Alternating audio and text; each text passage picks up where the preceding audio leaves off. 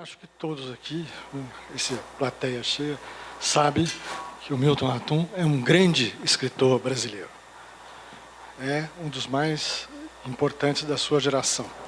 E uma obra já, nesta altura, bastante significativa, não tem volta. Tá bastante consolidada a posição dele como um grande escritor brasileiro.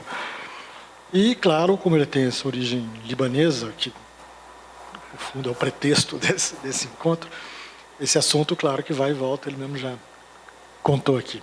O Milton é um escritor que estreou espetacularmente.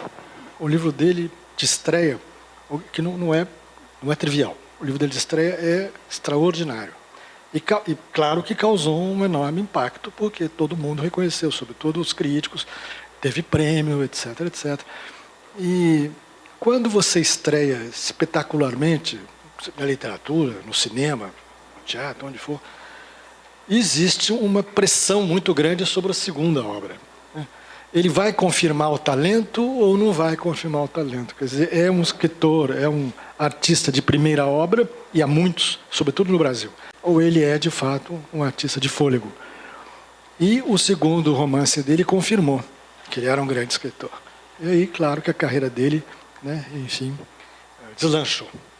Uma das influências assumidas por ele é o escritor francês Gustave Flaubert, que é tido como um dos grandes artesãos da palavra.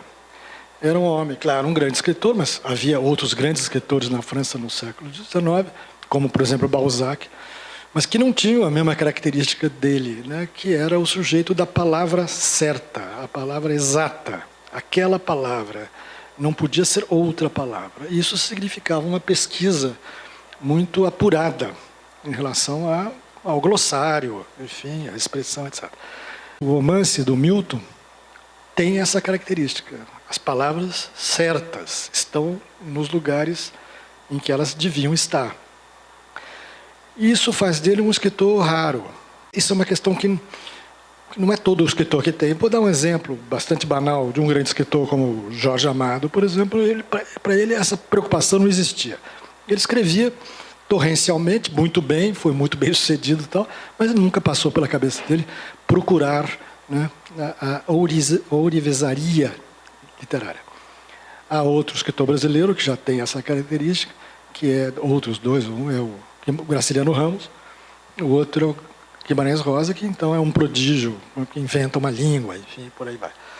Então, o Milton é um escritor à antiga. É um escritor que prolonga o projeto literário do século XIX, do grande romance do século XIX. O que é curioso, porque, no fundo, acaba sendo um delicioso anacronismo. Mas como ele realizou isso num altíssimo nível, todos nós nos rendemos a essa qualidade literária dele, que é realmente notável.